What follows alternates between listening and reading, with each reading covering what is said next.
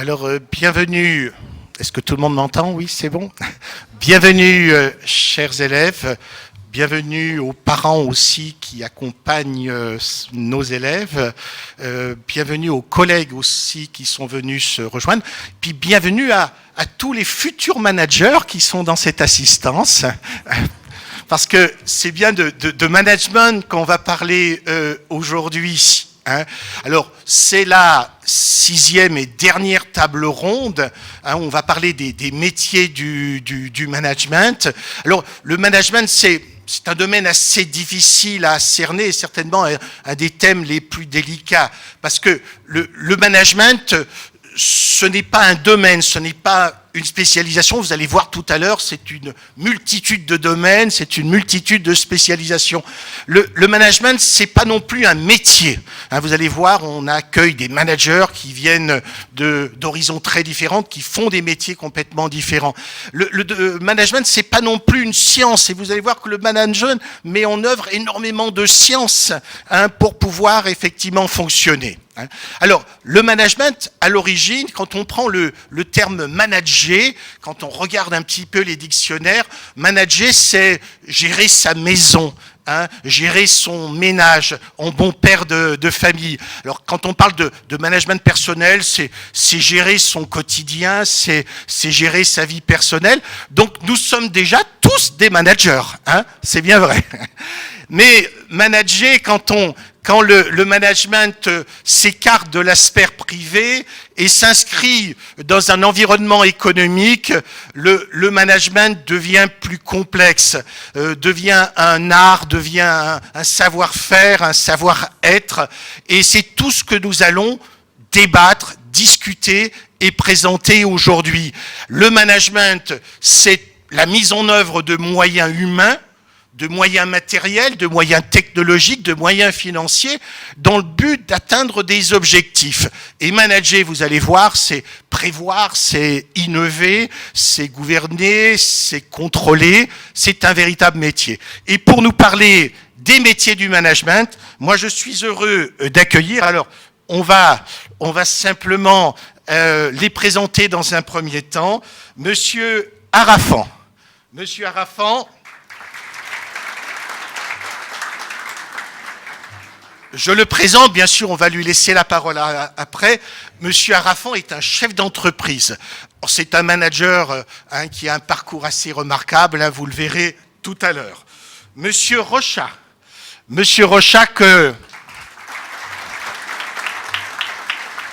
je connais depuis pas mal d'années, qui a été un grand directeur de communication, qui a dirigé une radio que vous aimez ou que vous suivez certainement, et qui maintenant a changé de métier, parce que vous allez voir que quand on est manager, on est amené à évoluer. Et M. Rochat est aussi dans le top management. On en parlera donc tout à l'heure. Monsieur Benouarek.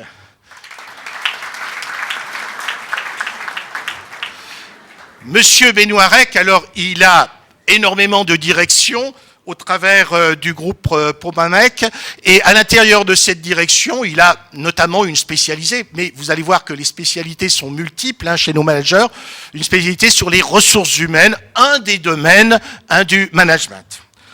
Et nous avons Madame Ida. Classique en école de commerce et actuellement un groupe correctrice marque en domaine management. Et en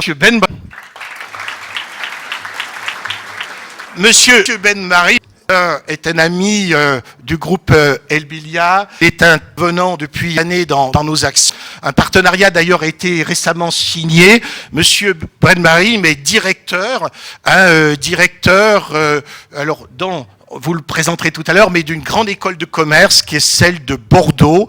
Vous allez voir un groupe assez important. Et lui, c'est un fabricant de managers. On le verra tout à l'heure. Alors, qu'est-ce que nous allons voir un petit peu aujourd'hui? On va balayer un certain nombre de thématiques, de façon à bien répondre à vos questions. Vous allez voir qu'on n'est pas manager d'entreprise comme ça, on l'est avec le temps, et on va s'appuyer de l'expérience des managers ici présents pour comprendre. Alors, le management, qu'est-ce que ça va être pour nous? Dans un premier temps, on va définir le rôle du management.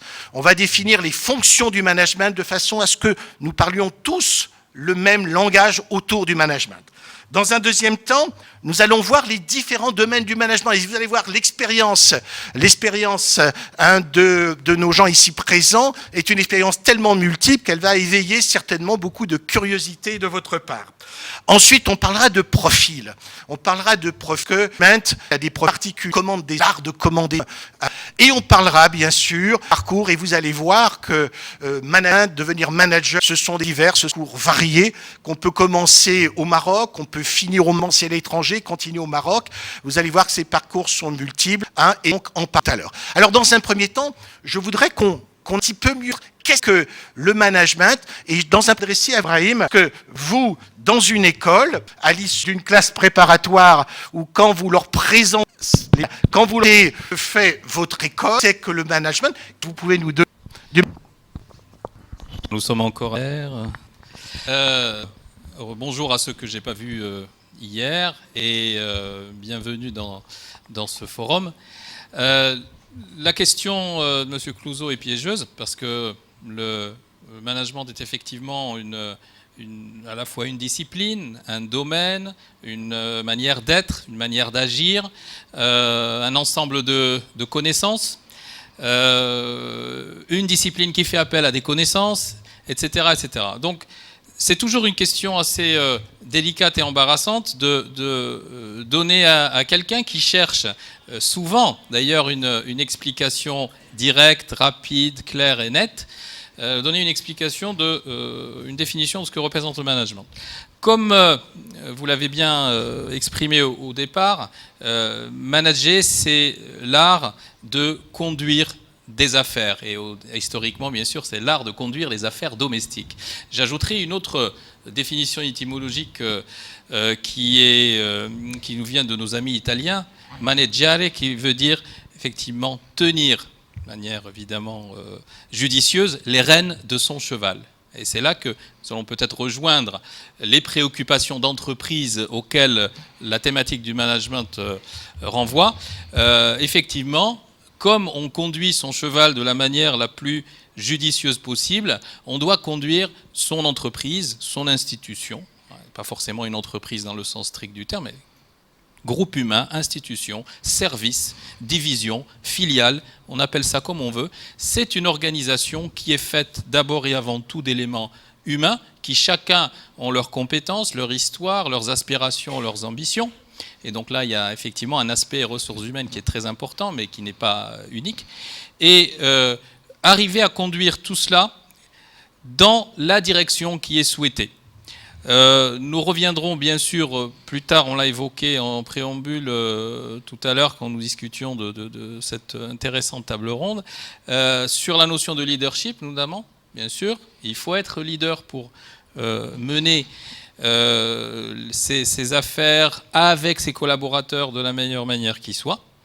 Et tout ça, effectivement, dans tous les domaines dans lesquels l'entreprise a besoin d'agir, de se mouvoir, et d'évoluer et d'obtenir des résultats. Et c'est ainsi, effectivement, que nous proposons, quand je dis nous, école, université, etc., une palette de formation et de spécialisation qui vont rejoindre toutes ces nécessités que l'entreprise a de mener ses affaires dans le domaine commercial, dans le domaine administratif, dans le domaine financier, dans le domaine de la gestion de la première et de la plus précieuse des ressources, qui est la ressource humaine, dans le domaine de la stratégie, dans le domaine de l'ouverture internationale.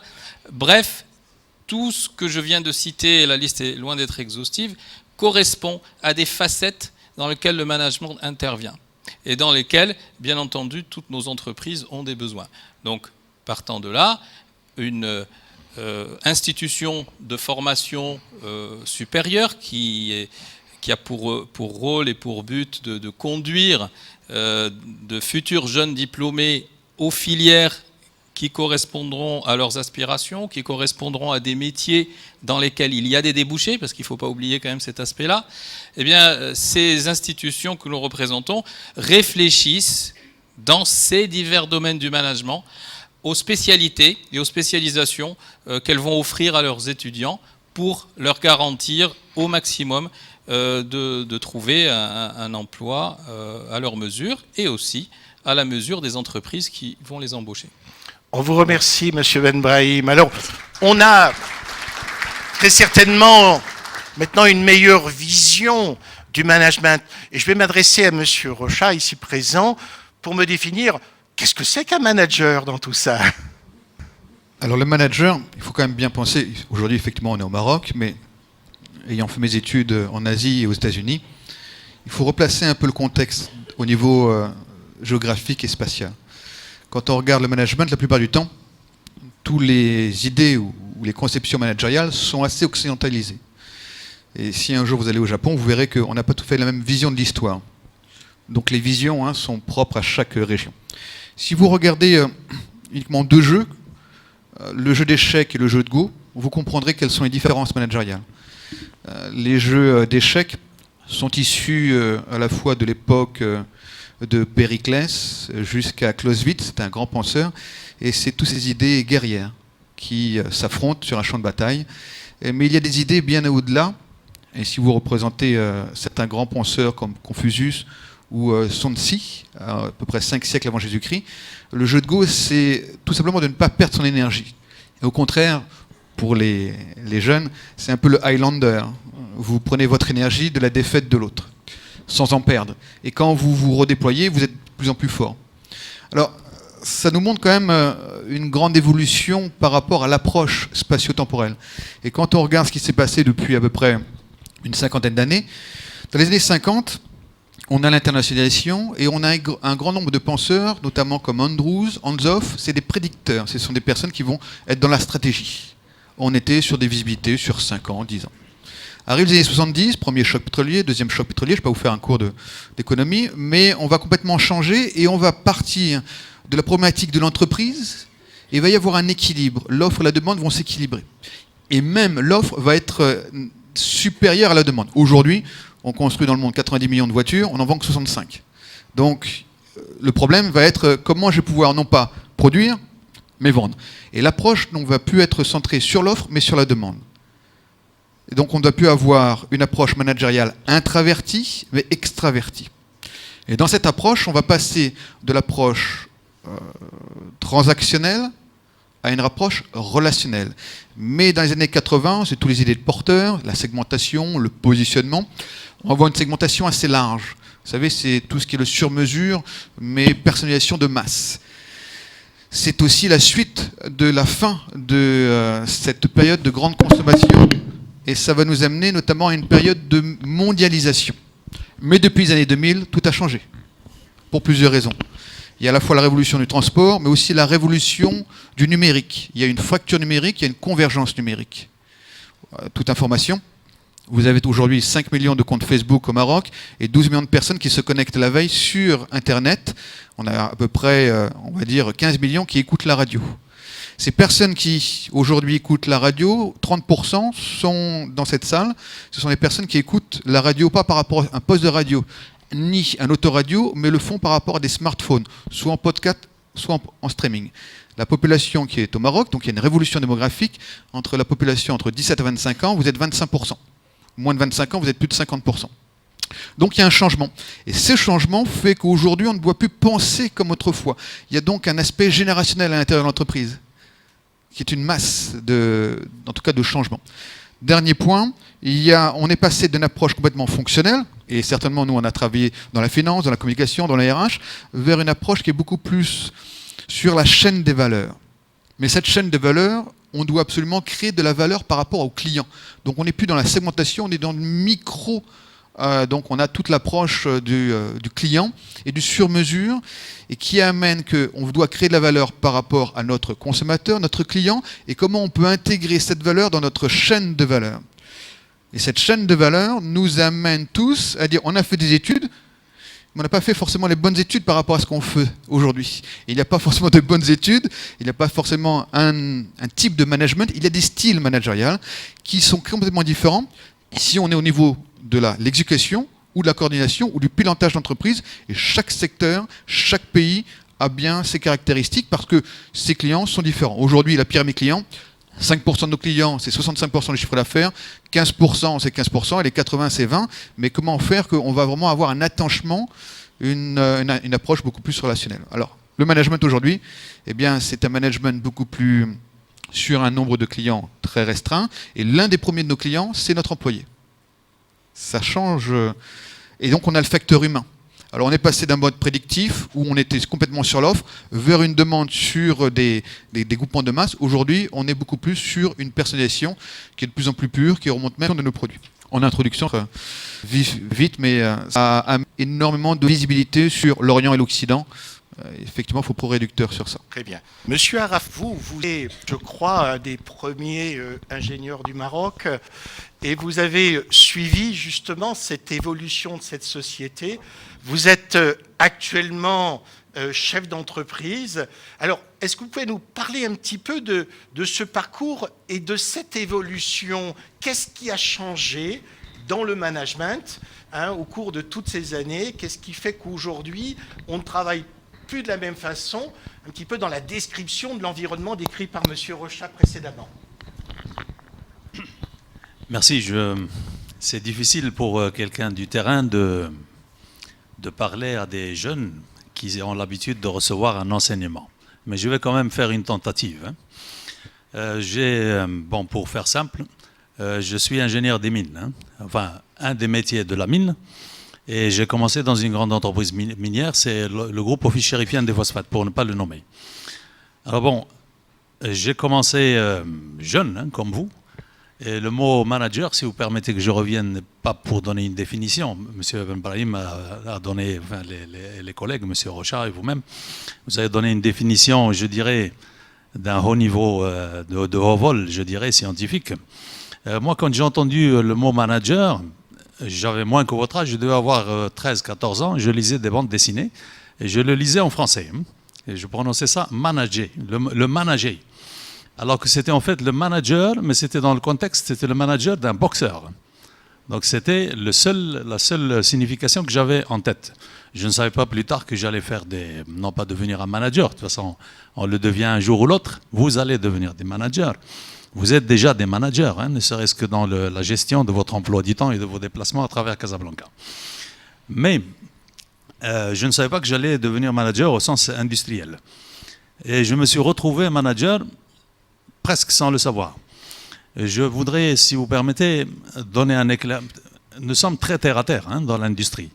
Mais ça m'amène à vous dire une chose. S'il y a une chose à retenir aujourd'hui, il y en aura beaucoup, c'est que vous devez travailler, agir en homme de pensée. Il faudra avoir un solide bagage scientifique. Quand je dis scientifique, ce n'est pas réducteur. C'est une science physique, les sciences mathématiques. Quand je dis technique, ce n'est pas forcément la technique. Un comptable est un grand technicien des chiffres. Un analyste financier est un technicien. Un économiste est un technicien. Un linguiste est un technicien de la langue. Donc quand je dis technique, c'est-à-dire c'est les savoir-faire fondamentaux et les savoir-faire, les techniques fondamentales d'un métier. Alors ça m'amène à vous parler du premier, je dirais, acte managérial que j'ai eu à faire. J'ai commencé à Laayoune, dans le désert. Il y avait à l'époque les problèmes de sécurité, etc. On recevait de temps en temps des boulets de canon sur la tête. Mais bon, on travaillait. Et j'étais pas tranquille, mais je faisais mon travail, si vous voulez, technico-technique. Il fallait faire des bilans matière, voir les consommations d'énergie, faire du travail d'ingénieur de base. C'est-à-dire c'est très scientifique, c'est très confortable sur le plan. Et puis on vient frapper à ma porte, il était 13h. On me dit, attends, et comme il y avait un restaurant, il existe toujours, où les gens mangeaient entre midi et 2 sous forme d'équipe. Et à l'usine, on ne pouvait pas arrêter, donc on envoyait les gens, on laissait 2 ou 3 personnes de permanence pour surveiller les paramètres de sécurité, et tout le monde allait au restaurant. On me dit, il y a un débrayage, enfin les gens refusent de manger dans le restaurant, ils n'aiment pas la bouffe, et comme c'est en majorité des gens de l'usine, c'est à toi d'aller régler le problème. Alors bon.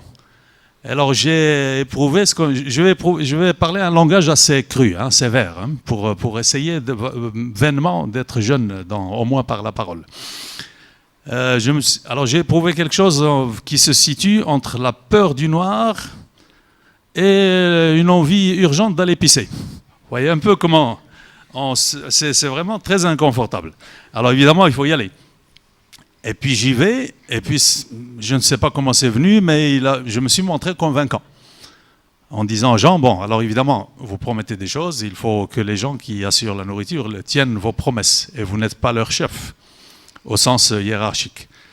Et ça m'amène, bon, on parlera tout à l'heure peut-être des composantes du métier de manager de tous les jours, mais ça m'amène à dire que quand vous êtes manager, vous devez agir en homme de pensée, comme j'ai commencé à dire, mais vous devez penser quand vous êtes tout seul dans votre bureau, sur votre... bon, là où vous êtes, hein, on peut même avoir des idées dans sa salle de bain. Il faudrait penser en homme d'action. C'est-à-dire quand vous avez des idées ou des choses à proposer ou quelques suggestions à faire, il faudra toujours penser à leur applicabilité. Pour le reste, quand vous êtes dans le technique, que ce soit de l'analyse financière, on voit des gens comme ça faire de grands gestes à Wall Street, et puis on voit des gens qui fabriquent des fusées, hein, ou des Airbus, ou des voitures, ou tout bêtement, pas tout bêtement, c'est important, monter une charpente, construire un grand building au centre-ville, c'est très technique. C'est des choses très compliquées, mais qui sont accessibles parce que vous avez des méthodes, vous avez des procédures. Comme un problème de mathématiques ou de physique ou d'économie, vous avez des formules, vous les apprenez, puis vous venez recracher vos formules, et en général, on résout le problème. Mais ça peut être des calculs très compliqués, mais qui ne sont pas complexes. Et là, je vous invite à réfléchir sur la différence entre les deux mots. Un avion, c'est très compliqué, mais pour aller régler les problèmes des dissensions qu'il y a en Irak, ou un problème de grève, ou ce qu'il y a en Tunisie en ce moment, c'est très complexe. Parce que vous travaillez avec des variables, on appelle ça de la logique floue, hein, dans les mathématiques pour les matheux, ou des variables très aléatoires. Enfin, je ne vous apprends rien, hein, vous devez être normalement plus fort que nous dans ce domaine-là. Donc, comme vous n'avez pas la possibilité de résoudre les problèmes humains par des recettes techniques, il existe d'excellents ouvrages, hein, on peut étudier ça. On étudie dans les écoles, les différentes écoles de management, etc. Fayol, Taylor, enfin, j'en passe jusqu'aux écoles toutes récentes. Mais c'est très formateur et très confortable sur le plan intellectuel, mais ça ne vous montre pas comment travailler. Les méthodes anglo-saxonnes, elles sont bien, elles sont simplissimes, on dirait même que c'est simpliste. Mais ce n'est pas avec ça que vous apprenez le management. Le management, il s'apprend avec ça, plus votre formation, mais beaucoup de pratique. Ce qui fait, il ne faut pas avoir peur, hein, si vous dites, bon, il y a trop de choses, c'est comme les remèdes pour le rhume. Hein. Ça veut dire qu'il n'y en a aucun qui est efficace, mais chaque remède est efficace pour un contexte donné. Mais on aura l'occasion, je suppose, dans le reste de la journée. Alors évidemment, dans le reste du parcours, on a appris, et puis on a appris. Je ne fais pas partie des premiers ingénieurs du Maroc, mais j'ai appris avec les premiers ingénieurs du Maroc. Très bien. Donc Je suis dans les. Non, mais il n'y a pas aucunement. C'est un honneur d'être parmi les premiers, mais bon, je suis né peut-être trop tard, mais je suis né suffisamment tôt. Excusez-moi, je ne sais pas combien. Est-ce qu'il y a un temps j'arrive à la limite de mon temps, mais il ne faut pas que je réponde à une question que vous avez posée, qui est très importante. Je dirais ça comme une chance. C'est que j'ai connu une entreprise qui était d'une stabilité remarquable, hein, à l'époque, sur le plan marché. Il suffisait de produire, comme a dit M. Rochat, c'est une production et c'est une politique de l'offre. C'est-à-dire qu'on produisait du minerai, on produisait des produits dérivés, c'est des produits très très perfectionnés sur le plan technologique, mais ça se vendait. Les relations de travail, alors là je vous dis encore un autre terme qui j'espère est en voie de disparition. Quand un ingénieur débarque, ou un responsable, ou un ingénieur commercial, ou un manager, ou un futur manager, il est de droit divin. On vous ramène, on vous présente, on vous dit voilà le chef, ou voilà le futur chef. Et donc les gens tout de suite ils vous disent claque des talons, ils vous disent oui monsieur, donc ils vous donnent un contrat, enfin un permis confiance au début. Et puis, j'ai eu donc la chance de voir que ces choses-là ont évolué. Le marché lui-même, il a évolué. On ne peut plus vendre comme on veut, ni où on veut. Il a fallu aller pénétrer des marchés très lointains. Il a fallu se diversifier sur le plan des produits, sur le plan des stratégies commerciales, et même côté formation des hommes. Avant, on disait, comme on dit en arabe, « kun fayakun ». C'est-à-dire, c'est une parole qui correspond un peu à la fiat lux, hein, que la lumière soit et la lumière fut. C'est-à-dire on dit que ce soit fait et c'est fait. Aujourd'hui, ce n'est plus évident. On ne commande plus les gens. Alors, à mon âge, j'ai vu défiler diverses générations. Et la façon de parler, ils m'ont beaucoup instruit. Parce qu'ils ont apporté du neuf. C'est l'avantage des jeunes. Ils ont apporté, bien sûr, une révolution. Alors, on ne peut plus s'adresser à eux comme on s'adresse avant, sinon ils ne viendront pas. Hein, les meilleurs, puisqu'une entreprise cherche à recruter les meilleurs. Et puis, il a fallu travailler sur le plan linguistique. J'aurais dû commencer en vous disant bonjour dans 3 ou 4 langues, non pas que je sois un parfait polyglotte. On va peut-être conclure rapidement pour laisser la parole à nos 2 autres intervenants et à notre public ici présent. Voilà, et plus tard, je pense qu'on parlera sur les volets formation, etc. Voilà. Tout à fait. Merci. Merci, monsieur.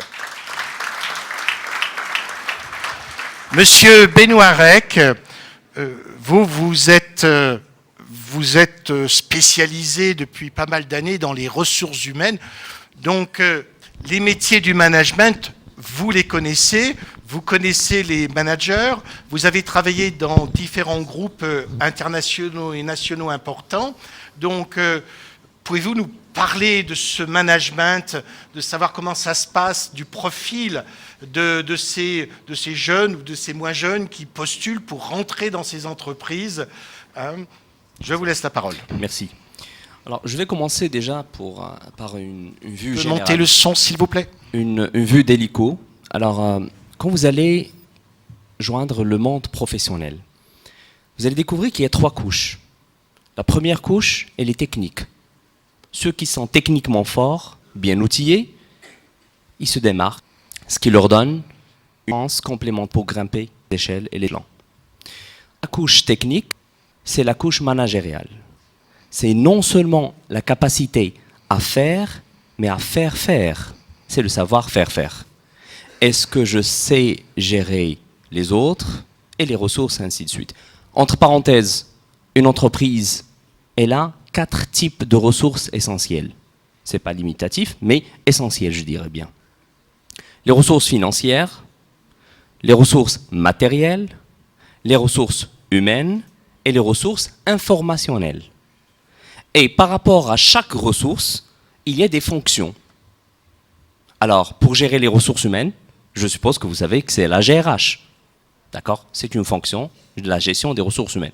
Les ressources financières, c'est la finance. Et quand vous cliquez sur une fonction, telle que la finance, vous trouvez des métiers. Comptabilité, trésorerie, contrôle de gestion, etc. C'est ça les définitions.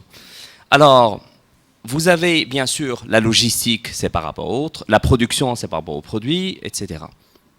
Donc, après la couche managériale, il y a la couche stratégique. Mais on ne peut pas devenir stratège dès le départ. D'accord ? C'est vrai qu'on a des prédispositions, je dirais, pour avoir une vue d'hélico, take a helicopter view, et d'autres qui ne pourront jamais l'avoir, même s'ils travaillent 50 ans au sein d'une entreprise. D'accord ? Maintenant, c'est des prédispositions conjuguées à un background académique et professionnel. Maintenant, le terme management n'existait pas avant. Si on va survoler l'histoire, il y avait le terme organisation, d'où les théories d'organisation. Après, on parlait d'administration. D'accord ? Après, gestion. Après, management. Et maintenant, il y a le terme leadership, mais qui n'est pas un synonyme, une version actualisée, loin de là. Parce que le management, il est beaucoup plus large que le leadership. On manage son temps, on manage plusieurs types de ressources. Par contre, le leadership, il est visé à la ressource humaine. C'est la capacité à mener et à influencer pour vous suivre. Si dit, il y a beaucoup de parenthèses, vous allez. Les Marocaines, elles sont managées et sous-liées. Voilà, c'est une conclusion que j'ai eue. Je reviens bien sûr à la chose de management. Définition américaine qui m'a beaucoup plu, que je trouve très simple. Ça ressemble beaucoup à l'américain. To manage is to get things done through others. to get things done through others. Arriver à faire les choses à travers les autres. Ça ne veut pas dire que moi je vais rien foutre. Loin de là. Ça veut dire que c'est un art d'orchestrer, viser, monitorer. Donc je dois organiser, structurer, je dois coordonner, je dois planifier et je dois contrôler. Et le contrôle, ce n'est pas juste le contrôle du pointage. Hein. Le contrôle, c'est à travers des tableaux de bord maintenant. Les choses ont évolué. Tout à l'heure, ça a été dit, la forme de management elle-même, elle évolue. Hier, le manager était comme un, comment dirais-je, un dictateur, en général, au sein des administrations. Je dis, vous faites. Maintenant, non. Maintenant, on est dans l'ère du management participatif.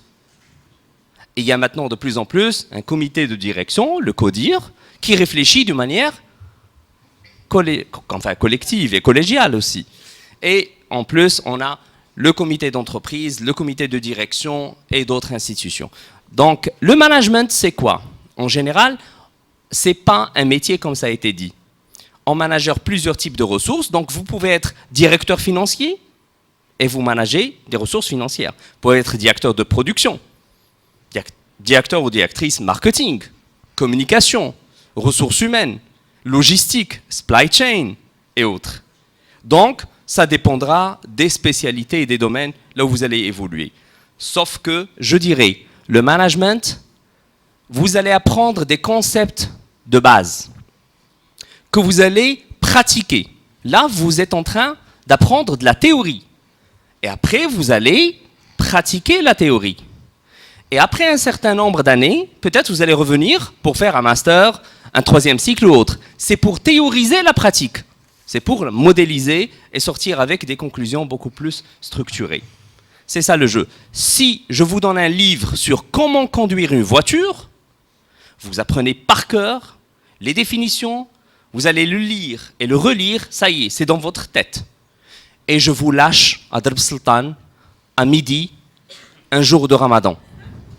Et je vous dis, allez, bonne chance, vous faites un test. Est-ce que vous allez savoir conduire? Voilà. Donc c'est en pratiquant la chose, à travers des années d'expérience, qu'on devient bien sûr manager. Merci. Merci. Dernier témoignage avant de vous laisser poser les questions. Un manager spécialisé dans le marketing, Madame Ida, qui est passée par une formation d'école de commerce, une grande école de France, le SCP Paris. Alors, vous êtes directrice marketing, vous êtes dans le management d'un métier. Est-ce que vous pouvez nous en parler? Bien sûr, tout d'abord, je remercie tous les étudiants d'être là. Alors, moi, ce que je voulais dire, c'est qu'en sortant de l'école, je ne savais pas grand-chose, je ne connaissais rien au management. Je suis arrivée, ma première expérience déjà, j'ai pu côtoyer le monde de l'entreprise à travers les stages, où on me donnait même des photocopies à faire, des petits boulots, puis après, au fur et à mesure des stages, on a commencé un petit peu à me responsabiliser. Donc, au démarrage, il faut avoir une vision, je dirais, globale de l'entreprise. Il y a une direction générale. Quand on est stagiaire, on n'a même pas accès à ce niveau de top management. Puis après, donc, on a le middle management, donc la direction financière, commerciale, marketing, technique, informatique. Ça, c'est ce qu'on appelle donc le middle management. Et au-dessous, donc, je dirais les petits managers.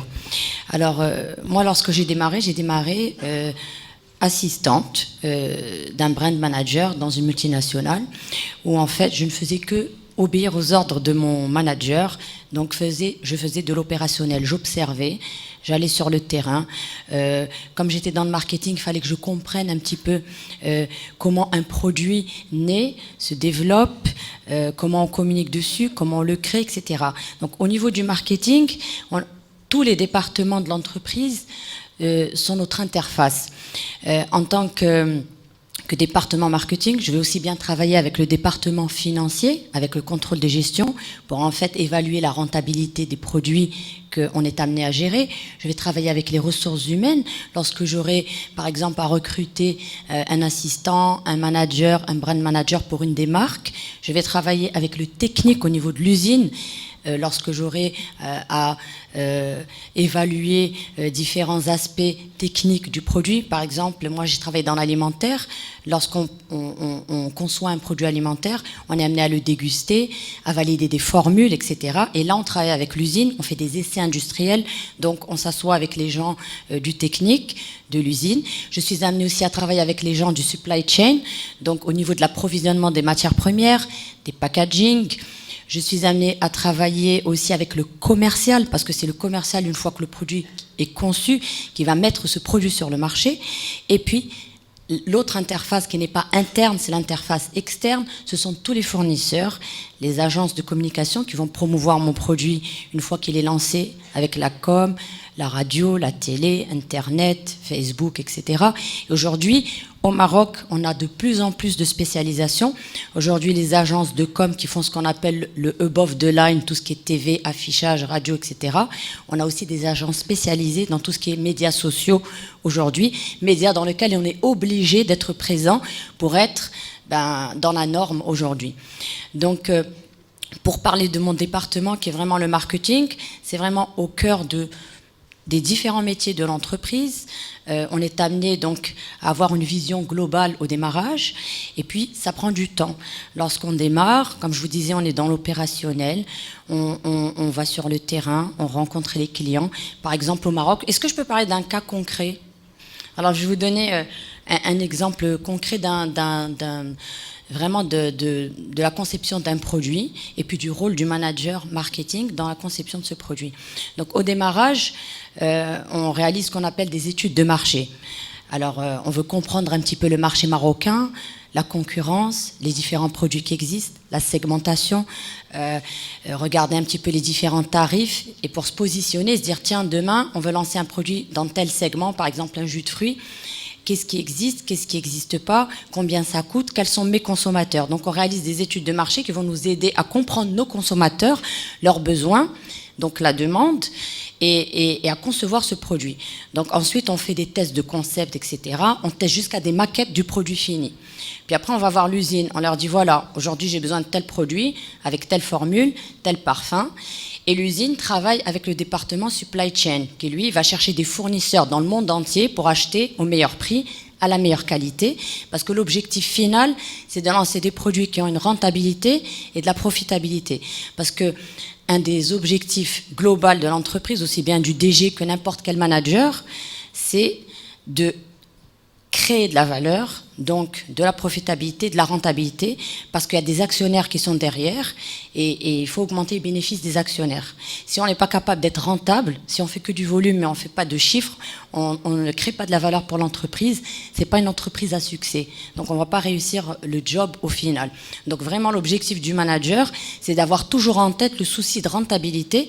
Donc on a quand même en tant que manager marketing, un souci financier. Il faut arriver à créer le bon produit avec le bon prix et avoir un certain niveau de rentabilité. Parce que le DG, au final, lorsqu'il vous paye, il regarde les objectifs, le chiffre d'affaires, la rentabilité. Ça, c'est très important et ça concerne tous les managers de l'entreprise.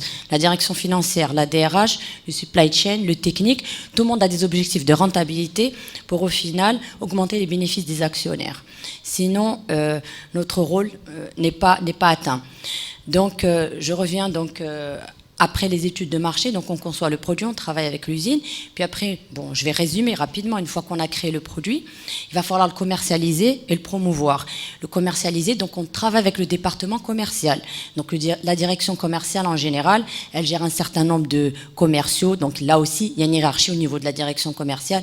Il y a des chefs de zone, il y a des chefs de secteur, il y a des vendeurs, il y a des merchandisers et ça descend jusqu'au niveau le plus bas.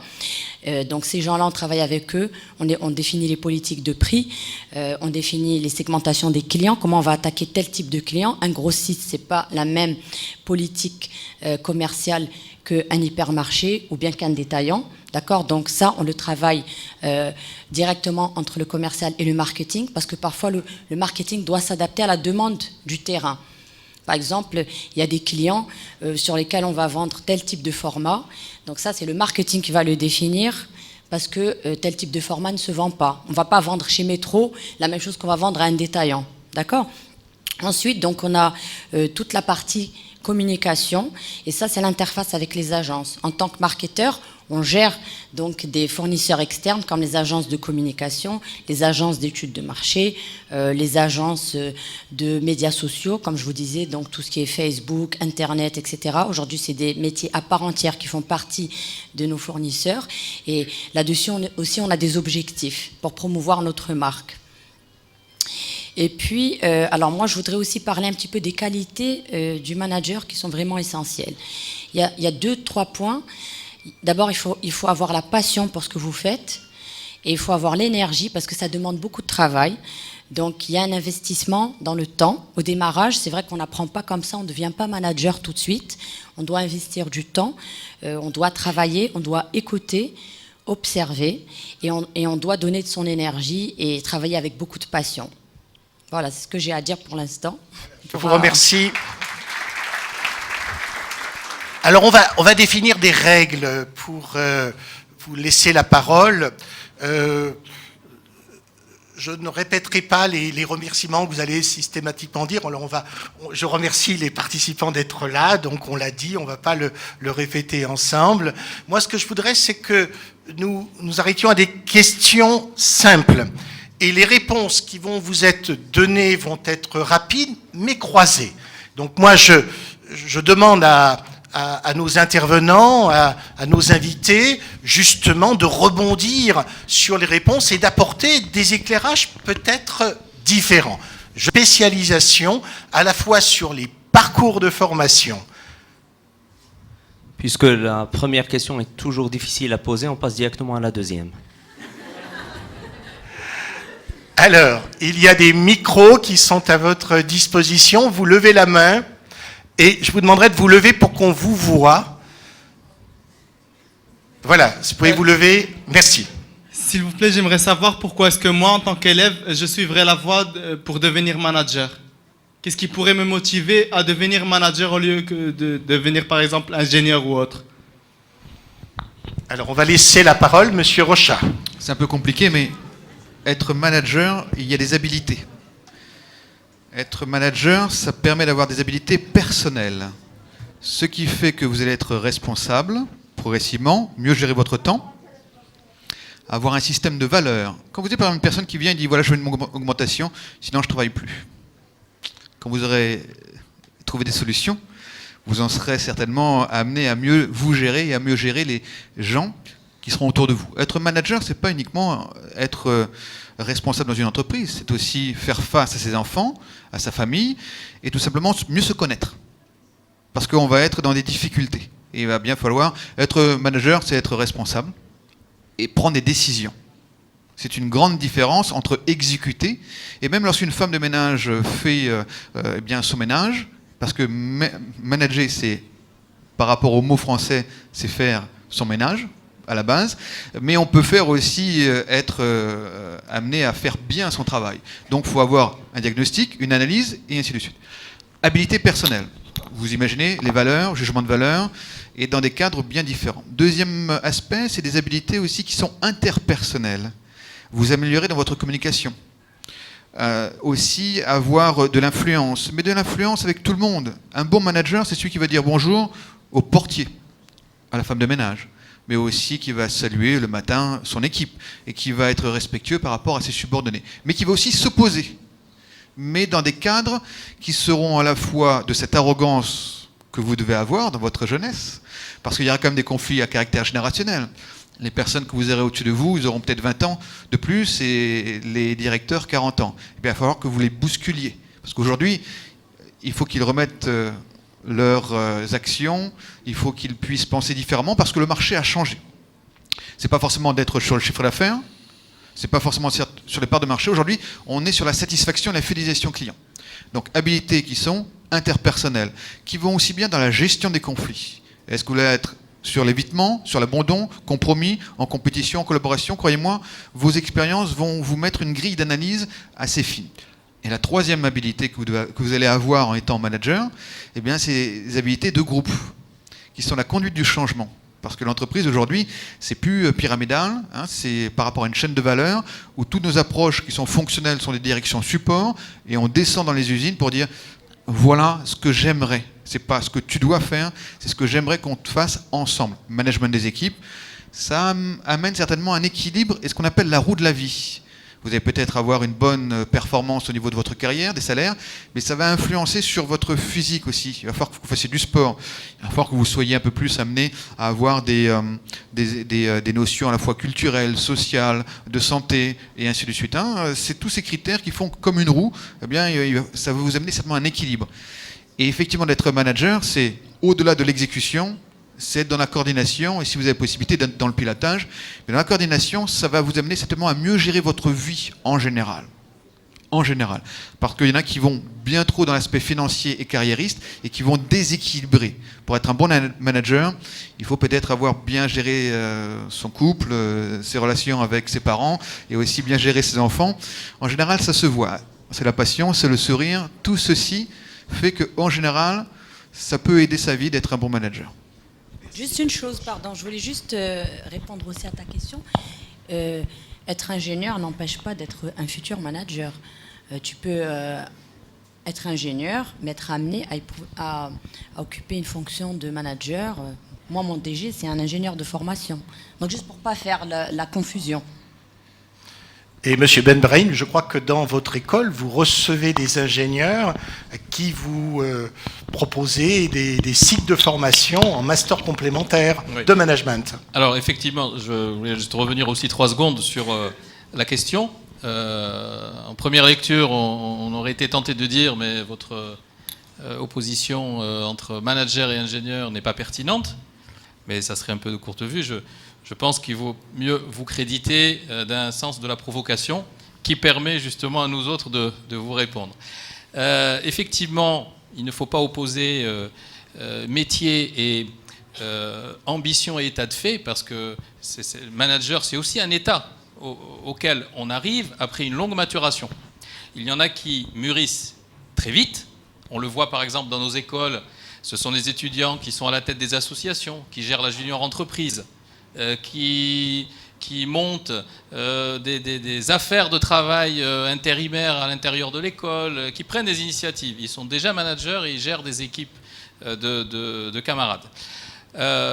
Ensuite, effectivement, pour l'autre aspect que M. Clouzot a évoqué, dans toutes nos formations de gestion, de management, on essaye, on propose au bout d'un certain temps de faire la synthèse entre les habiletés techniques et les habiletés managériales. Et effectivement, vous avez la possibilité, par exemple, après avoir suivi un cycle de grande école ou un cycle universitaire, en tant qu'ingénieur, de rejoindre le monde du management.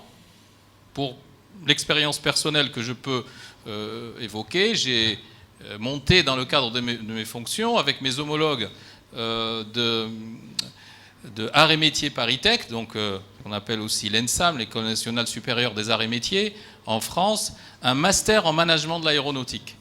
Travail d'équipe formidable qui nous a amené, nous, du côté école de management, à proposer un programme de 250 heures de formation accélérée, bien sûr, de toutes les disciplines que l'on rencontre en entreprise, depuis le marketing jusqu'à la finance, en passant par la gestion des ressources humaines, l'innovation, etc.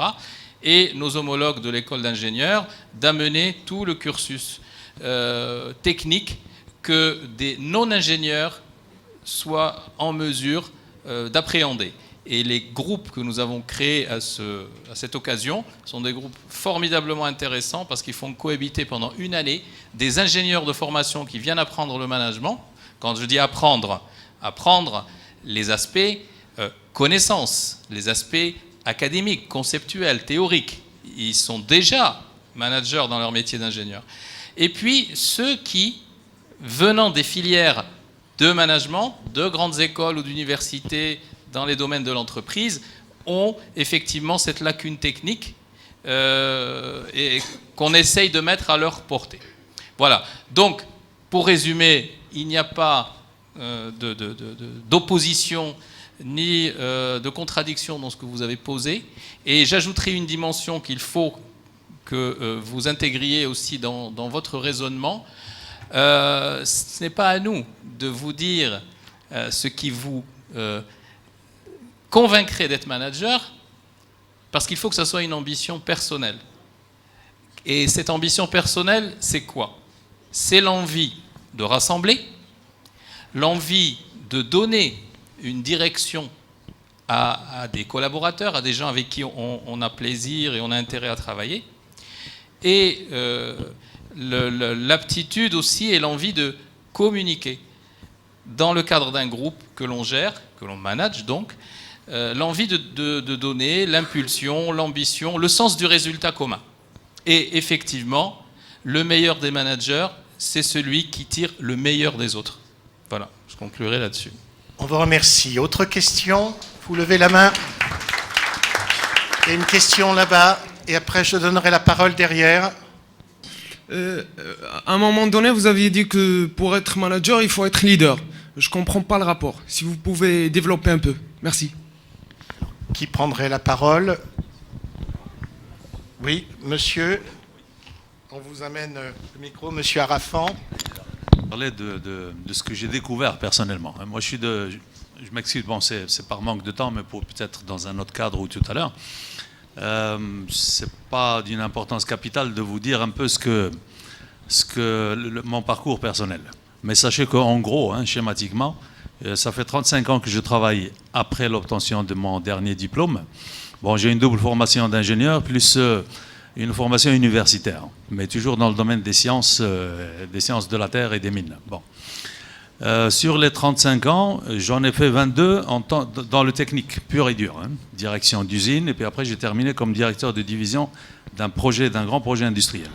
Après j'ai fait des études financières et de l'étude et analyse économique pour les investissements. Ça a duré 2-3 ans.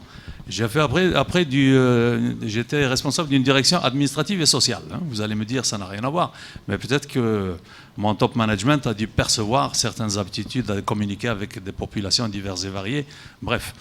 Et sur les 7 dernières années, quand j'étais salarié, je m'occupais de développement durable et d'accompagnement de jeunes entrepreneurs. Donc c'est un peu que j'aime le monde de la jeunesse. Et depuis 4-5 ans, je suis entrepreneur indépendant dans l'expertise technique. Alors, le truc de leader ou de manager, je rebondis sur la question du jeune homme également, parce que je dirais que c'est même dangereux de s'apercevoir tard, et peut-être trop tard, que ce n'était pas ce qu'on voulait. Il n'y a pas de honte à ne pas vouloir être manager, et qu'on voudrait, si on est un scientifique pointu et qu'on aime les techniques de pointe, c'est de rester toute sa vie pratiquement ingénieur de recherche. Ingénieur ou financier de recherche. Il y a un laboratoire de recherche de prospective ou d'études financières à l'école de supérieure de commerce. Il y en a un à l'école des mines de Paris, j'en passe. Alors, mais le tout, ça nous pose le problème du projet personnel. Il faudra pouvoir vous projeter, ce qui est difficile à votre âge, mais pas impossible, ce que vous voulez faire plus tard. Bien évidemment, vous n'allez pas avoir 100% raison, mais ça n'est pas grave. L'important, c'est de vous passionner pour ce que vous allez faire. Et vous êtes obligé, je dis bien obligé, de commencer par une expertise technique, quelle qu'elle soit. Finance, géographie économique, vous voyez, commercial, communication, ingénierie, tout ce que vous voulez. Et plus tard, il se peut que vous découvriez que vous avez la fibre managériale. L'amour peut venir après le mariage. Tout le monde sait ça. Vous n'êtes pas obligé de céder au premier coup de foudre et de vous apercevoir 15 ans plus tard que ce n'était pas ça. Donc il faudra pouvoir faire, mais si vous faites des tâches managériales, il faudra apprendre à faire le deuil, ce qui est difficile, parce qu'on fait un deuil de ses premières amours, comme on fait un deuil, à Dieu ne plaise, de n'importe quoi. Ça veut dire qu'il faudra renoncer à ses prérogatives techniques, de façon à devenir un homme de synthèse. Et attention, c'est très culture générale, le métier de manager. Et bon, tout à l'heure, peut-être, je ne sais pas s'il y aura d'autres interventions sur les parcours d'études pour devenir manager. Ils sont divers et variés. Donc il n'y a pas de honte, si vous voulez. Mais il ne faut pas perdre de vue que vous devez être très culture générale. Même si vous devenez ingénieur de recherche de pointe dans une centrale nucléaire ou à la NASA, vous êtes obligé de gérer des équipes. Dès que vous dépassez 2-3 personnes, et comme a dit M. Ibrahim, c'est très important de s'impliquer pas seulement de s'engager, de s'impliquer, c'est plus fort, dans du travail associatif. Dans le sport, l'école du sport est très importante, ça vous permet de donner des coups et d'en recevoir, hein, et vous n'en mourrez pas. Voilà. Alors pour croiser pardon, la réponse... La réponse, oui. Leadership, manager. Un manager, s'il est en même temps leader, c'est formidable. Mais leader, c'est trop limitatif. Et j'ai ma façon de voir sur leader, mais peut-être que tout à l'heure. Hein, le leader n'a pas besoin d'être à l'avant du navire ou de l'armée. Hein. Il est plutôt à l'arrière. On y reviendra. Alors, Monsieur Benoît, pour répondre à la question, vous recrutez des managers ou vous recrutez des leaders dans vos entreprises ? Écoutez, en fait, comme ça a été dit, être manager et leader, c'est parfait. Un manager, en général, son descriptif type, il doit savoir, il ou elle, organiser et structurer, déjà, parce que l'architecture, quand vous voulez bâtir une maison, il faut faire un plan architectural. Il doit aussi savoir coordonner et orchestrer et dynamiser ses équipes. Il doit aussi savoir planifier, pas gérer juste le passé et le présent, mais aussi se projeter dans le futur, une gestion prévisionnelle, avertie. Et doit savoir aussi monitorer et contrôler. C'est ça. Un manager, on le suit parce qu'il est nommé. Note de service, décret ou autre. C'est ça. C'est ça, sa légitimité, il la tient du fait qu'il est nommé par les gens de pouvoir. Un leader, pas forcément. Un leader, il nous influence et on le suit. D'accord ? Il y a plusieurs styles de leadership. Il y a le style autoritaire, charismatique, démocratique, coach et autres. Mais en tout cas, un leader, il tire sa légitimité du fait qu'on veut le suivre. On croit en ce qu'il nous dit. Et ce n'est pas mutuellement exclusif. Il y a beaucoup de managers qui sont également leaders. Et des leaders qui ne sont pas de bons managers. Et un leader, je vous donne un exemple simple. Vous pouvez être directeur de production dans une grande usine. Vous gérez 450 personnes. Et vous êtes le directeur central de production.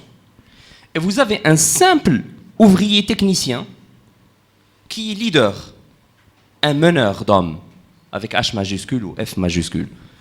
Et ce technicien simple peut mobiliser tout le monde et arrêter les machines. Et déclarer grève. C'est une innovation conjuguée à une vision. Alors, la vision, elle est assez floue. Je vois que, par exemple, moi je suis chef d'entreprise textile. Je vois que l'Inde qui exporte vers l'Angleterre, sa classe moyenne commence à grandir, donc ils ne vont plus exporter, ils vont consommer, je dis n'importe quoi, leurs propres produits de textile, et l'Angleterre sera en manque de produits en textile. Donc moi, je suis marocain, j'ai mon usine, je vais, avec cette vision, je vais essayer de pénétrer le marché anglais. Quelle est ma stratégie ? D'une vision, on bâtit une stratégie. C'est la démarche, la mobilisation de mes ressources en fonction d'une analyse interne et externe pour y arriver d'une manière efficiente et optimale. Ça, c'est la stratégie. De la stratégie, on décline des objectifs stratégiques, 1, 2, 3, et de ces objectifs, on fait des plans d'action. C'est des plans de concrétisation. Ça, vous allez avoir le temps de le voir. Moi, j'ai entendu parler de ça à un âge très avancé. Vous, Inch'Allah, vous allez être beaucoup mieux que moi parce que vous avez eu l'occasion de découvrir ces concepts d'une manière très tôt. Alors voilà, un leader, il a plusieurs valeurs comportementales. D'accord ? Maintenant, ces qualités, c'est pas simplement la vision. C'est la vision, la capacité à articuler et partager cette vision pour influencer et convaincre. Un leader n'est pas forcément bon. Il peut être mauvais. Hein. Il peut induire les gens qui le suivent en erreur. Hitler était un leader, n'est-ce pas ? Saddam Hussein était un leader et autres. Kadhafi était un leader à une certaine époque. D'accord ? Mais ces arguments ne tenaient plus parce que les gens ont changé de conviction, de croyance et autres. Donc, leader n'est pas forcément positif, d'accord ? Mais un leader, il mobilise un certain nombre de qualités telles que la vision, une communication claire, une capacité à influencer, acharnés et autres. Il y a des leaders qui sont dictateurs, Hitler, d'autres autoritaires, d'accord, d'autres charismatiques, Bill Clinton par exemple, ou Obama ou autres, et d'autres qui sont des leaders coach, Gandhi en Inde, était un leader coach, d'accord, ainsi de suite. Donc il y a plusieurs couleurs. Si vous voulez devenir leader, il faut mettre devant vous un modèle. Celui qui n'a pas d'objectif ne risque pas de l'atteindre. Fixez devant vous un modèle. J'aimerais bien être comme celui-là ou celle-là. Et qu'est-ce que je dois changer en moi pour y arriver? J'ai le trac, je manque de courage, je ne peux pas parler en public, etc. Et je commence à y remédier. Voilà. Voilà, donc une dernière question avant de clôturer cette table ronde. Donc, il y a 2 doigts qui se lèvent ici. Bon, c'est une question à laquelle vous avez déjà partiellement répondu. Je vois que vous êtes tous extrêmement polyvalents et ça me fait un peu peur en fait parce que c'est pas quelque chose que je suis forcément là tout de suite. Et vous avez dit qu'il fallait se poser un objectif à atteindre. Et donc, est-ce qu'il faut forcément l'être là tout de suite ou bien est-ce que c'est quelque chose qu'on apprend sur le tas, qu'on apprend durant les études, à mener les gens? Parce que vous avez dit la légitimité, on n'atteint pas forcément par le charisme, on a la légitimité parce qu'on nous a donné cette responsabilité. Donc forcément, les gens vont nous suivre. Mais est-ce que c'est suffisant? Je veux dire, est-ce que c'est quelque chose qu'on apprend?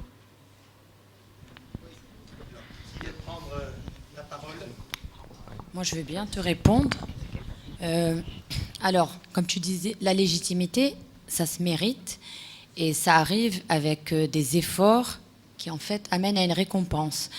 Lorsqu'on voit un bon élément dans une équipe, on voit un élément travailleur qui veut apprendre, qui accepte la critique positive, qui se remet en question. On se dit, tiens, celui-là, il veut progresser. Et c'est vrai que c'est encourageant et ça montre la motivation de la personne. Donc en fait, au démarrage, personne n'a forcément toutes les qualités. Il y a de multiples qualités, il y a aussi des défauts. Et après, il y a un apprentissage. Et après, il y a aussi la passion. On aime, on est fait pour certaines choses, on est moins fait pour d'autres choses. Et en sortant du bac, à votre niveau, on n'a pas forcément une vision très claire de ce qu'on veut faire. On a une culture plutôt générale. Même en sortant d'école de commerce, plus ou moins, après bac plus 5 ou plus 6, on a une idée un petit peu de l'orientation vers laquelle on veut aller. Est-ce qu'on veut faire de la finance ou du marketing? Si on est plutôt bon en maths physique, on va aller vers les filières scientifiques, ingénierie, etc. Et si on est un petit peu bon partout, polyvalent, on va peut-être aller vers les filières commerciales. C'est vraiment au cas par cas. Il n'y a pas de modèle type. Chacun, selon ses préférences, les matières dans lesquelles il est bon, va faire des choix. Et après, une fois le premier job va être entamé, vous avez plus ou moins une idée de si vous voulez faire plutôt du commercial. Il ne faut surtout pas s'orienter par défaut. Il vaut mieux refaire une année parfois que s'orienter par défaut, faire n'importe quoi parce qu'on n'a pas réussi. Il faut faire vraiment les choses qu'on aime pour les faire bien. Et après, une fois dans l'entreprise, la première année, on peut, et puis il n'est pas exclu aussi de bouger de département. On peut démarrer dans le commercial et atterrir dans le marketing. Moi, j'ai une personne au trade marketing chez moi qui a été vendeuse terrain. Elle était key account manager, c'est-à-dire qu'elle gérait des enseignes comme Marjan, Assima. Elle vendait le produit dans ses différentes chaînes. Elle avait un C15, elle circulait dans le Maroc, elle gérait toute une région, elle était chef de zone. Aujourd'hui, elle est trade marketing manager. Donc, elle a un rôle plus stratégique parce que c'est une personne qui était motivée. Donc, elle a travaillé 4-5 ans sur le terrain. Elle a vraiment fait un boulot plutôt pas ingrat, mais difficile, surtout pour une fille, et au Maroc. Et aujourd'hui, elle a montré des compétences. Elle a prouvé qu'elle était capable d'avoir un certain esprit d'analyse, un esprit de synthèse, un esprit même de réflexion, d'anticipation. Et on lui a confié donc un département qui est le trade marketing, qui est en fait une interface entre le commercial et le marketing et qui amène un peu plus de stratégie et qui est un cran supérieur. Donc, il n'est pas exclu même dans l'entreprise de switcher, par exemple, du financier du technique demain au financier, ou des RH, du marketing ou du commercial même au RH. On a vu toutes sortes de fonctions et de managers qui ont su développer des qualités et être transversaux. Parce qu'il y a des gens qui sont capables d'une vision globales au sein de l'entreprise et qui sont capables d'être transversaux. Ça arrive. Ben, ce n'est pas tout le monde, mais ça arrive. Il est clair qu'au démarrage, on fait un choix. Si possible, on évolue en tant que manager dans la filière qu'on a choisie, mais il n'est pas exclu de faire des changements au cours de son parcours. Et même, au contraire, c'est recommandé, parce que la direction générale, qui est en fait le top management, c'est quelqu'un qui a une vision globale de l'entreprise et qui parfois est passé par les stades de commercial, de financier, etc. Vous savez, qu'est-ce que c'est un MBA? Qui peut me dire ici qu'est-ce que c'est un MBA? MBA? C'est Master's Degree in Business Administration, un MBA. C'est un Master's in Business Administration. Maintenant, on s'en moque, on dit un MBA, c'est Management by Accident. On apprend learning by doing. On apprend en faisant les choses. Vous avez amplement le temps devant vous pour apprendre, comprendre et entreprendre. Je vais vous dire une chose, il n'y a pas de modèle, de prototype, de voie typique pour réussir. Ça n'existe pas. À chacun de vous, son propre schéma et fil conducteur. Ce qu'il faut savoir, c'est qu'il faut apprendre à apprendre d'une manière continue, pas dire que ça y est, j'ai tout compris, parce que si vous le dites, vous vous trompez à vous-même, et dire que bon, je dois être animé moi-même par un objectif ultime pour le service d'une communauté, d'une fonction ou d'autre. On va laisser la parole pour répondre à M. Benbrahim et je terminerai avec M. Rochard. Oui, votre question m'a inspiré effectivement une réflexion qu'on a énormément dans notre métier d'éducateur, de formateur, d'enseignant. Vous avez assisté depuis un peu plus d'une heure maintenant à un échange de points de vue, d'explications, qui vous ont montré toute la complexité du management. Le management, c'est pas compliqué, mais c'est complexe. Donc, je comprends très bien que votre projection, la projection que vous faites de vous-même, c'est de dire, mais mon Dieu, moi j'ai 17, 18 ans, 19 ans, tout ce qu'on me dit là, j'ai bien envie de le connaître et de l'être, mais ce que vous oubliez, c'est qu'il vous faudra 20 ans, 30 ans, peut-être, davantage même, pour arriver à, peut-être également, inclure tout ça dans votre parcours et dans votre expérience. Vous avez le temps. Les choses se construisent, chacun de nous l'a dit et répété sous différents angles, les choses se construisent petit à petit. On apprend en faisant, learning by doing, etc. Donc, de ce point de vue-là, il faut écarter cette crainte que vous avez de ne pas y arriver. Voilà. Madame Iba, ici présente, a bien dit et répété, effectivement, et ça, c'est un sentiment que j'ai connu de façon très claire et très nette, et je le ressens encore aujourd'hui, qu'en sortant de mes études, Bac plus 2, je ne vous dis même pas, Bac plus 5, Bac plus 8 même, je n'avais pas l'impression de maîtriser quoi que ce soit sur le plan professionnel. Alors que ça vous rassure, s'il vous plaît. Voilà. Première chose. Ensuite, si j'en réfère à mon expérience professionnelle, je suis depuis plus de 20 ans donc dans le domaine de l'enseignement supérieur et de la formation professionnelle, entre autres choses, il y a quelque chose d'important que vous pouvez vivre au cours de vos études, c'est l'engagement, hein, non académique, péri-académique, on peut appeler ça comme on veut. Dans votre vie d'étudiant, vous avez la possibilité de côtoyer, et je dirais même mieux, de vous impliquer dans des activités associatives, dans des activités qui n'ont rien à voir directement avec les études, mais qui sont là pour vous aider à développer votre personnalité. Que ce soit de l'engagement associatif à but humanitaire, que ce soit pour apprendre les métiers de l'entreprise et de l'économie. Dans les grandes écoles, toutes les grandes écoles ont des juniors entreprises, par exemple. Vous pouvez vous impliquer dans des activités culturelles. Bref, la palette est extrêmement large et j'aurais jamais la prétention d'être exhaustif de ce point de vue-là. Donc, ce qui est important, c'est qu'il y a un point commun dans toutes ces activités-là, c'est que vous allez apprendre à développer, comme disait M. Rochat, des habiletés différentes de celles que vous acquérez en salle de classe ou en travaillant sur des études de cas ou en passant vos examens. Donc, ça va participer au moins autant que les études à votre formation personnelle. Donc ce que je vous donne comme conseil, c'est dès que vous entamez un cycle d'études supérieures, engagez-vous dans des activités qui sont autres que la révision de vos cours. Les cours, c'est une condition nécessaire mais non suffisante pour former le manager de demain. Voilà. Alors, pour assurer mademoiselle qui a un petit peu peur de cette diversité, et juste en quelques mots, monsieur Rochat, vous êtes au top management, vous n'êtes pas tombé dedans quand vous étiez petit? Ah non, pas du tout. Alors, j'ai fait des études, j'étais très moyen, je vous rassure, j'étais très très moyen. Lorsque j'ai eu mon bac, je l'ai eu, j'ai pas trop forcé. Je ne savais pas vraiment quoi faire. À l'époque, ça n'existait pas Internet, donc je suis spécialisé dans les réseaux sociaux. J'ai d'ailleurs fait un livre sur le e-recrutement à l'ère du Web 2.0 et des réseaux sociaux. Donc, comme ma fille me dirait, toi, tu as connu les dinosaures. Je dis, non, j'ai pas connu les dinosaures, mais bon, j'avais pas des smartphones et j'avais pas. Puis après, j'ai fait des études dans l'assurance, ça me plaisait pas forcément. Puis après, je me suis dit, quand même, ça serait bien que je fasse des vraies études. Alors, je suis parti à Sciences Politiques, puis après, je me suis dit, tiens, pourquoi pas d'autres études. J'ai eu des études à la fois à l'Université de Nice, Sophia Antipolis. Je suis parti en Asie pour faire un MBA.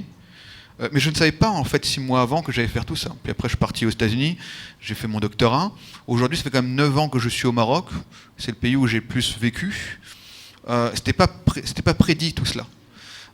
Et pour vous dire, comme je vous ai dit, on a eu beau... à l'époque, moi, le marketing n'existait pas et la communication n'existait pas. Par contre, je me suis engagé. Et le mot engagement est assez important. J'avais une culture générale et je pense que la réussite, ça a été une ouverture d'esprit. L'ouverture d'esprit, c'est aussi de pouvoir écouter et d'avoir une empathie envers les autres. C'est-à-dire empathie, c'est-à-dire que vous allez voir les autres. Et moi, aussi bien à Malem qu'à une autre personne, je le respecte. Et je me suis toujours senti étranger. Quand vous voyagez, vous, au Maroc, peut-être ce sentiment d'étranger, quand vous allez à Tantane ou à Tanger, regardez ces aspects psychologiques et socioculturels qui font que vous allez peut-être voir qu'est-ce qui est convergent ou divergent. Mais cette convergence numérique fait que vous êtes différent et vous avez la chance et l'opportunité de pouvoir manipuler ce que l'on n'a pas. Alors, nous, dans notre génération, on a à la fois les baby boomers, on a à la fois la génération X, Y, vous êtes la génération Z, voire W. Vous êtes encore un peu vieux.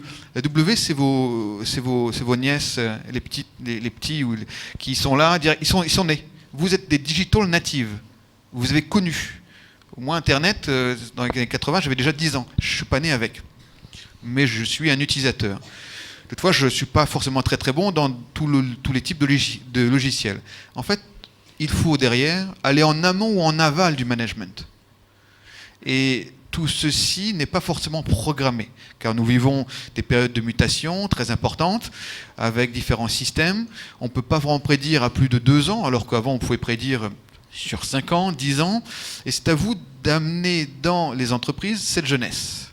Mais pour cela, il faut bâtir sur ce que vous avez aimé. Vous aimez le football, il y a plein de choses à faire dans le monde du football. Vous aimez, je ne sais pas, les vêtements, vous aimez les voitures, il y a des choses à faire. Donc il y a un apport sectoriel.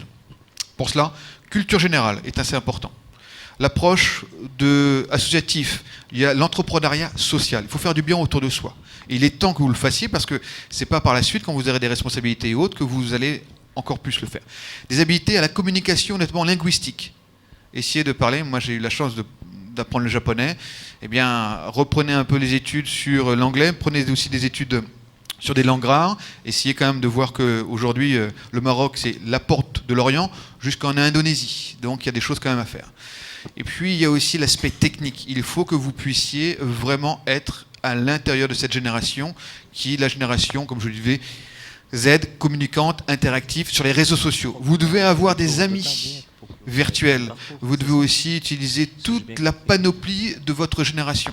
Et vous avez la chance de pouvoir manipuler cela, contrairement à vos parents, et même, je suis sûr qu'à nous, où des fois, on a non plus l'expérience qui va être de règles d'entreprise, il va y avoir le besoin de pouvoir communiquer et d'avoir vos compétences, qui sont des compétences techniques. Et à fur et à mesure, ces compétences techniques vont devenir des compétences managériales et des compétences humaines. Mais sachez que moi, à votre âge, je ne savais pas quoi faire. Donc, si ce n'est que faire du sport et de profiter de la vie comme vous allez le faire. Voilà, je vous remercie. Je vous donne rendez-vous. Il y a une conférence à 17h sur la fabrication de soi, mieux se connaître pour s'accomplir. Bonne soirée à tous.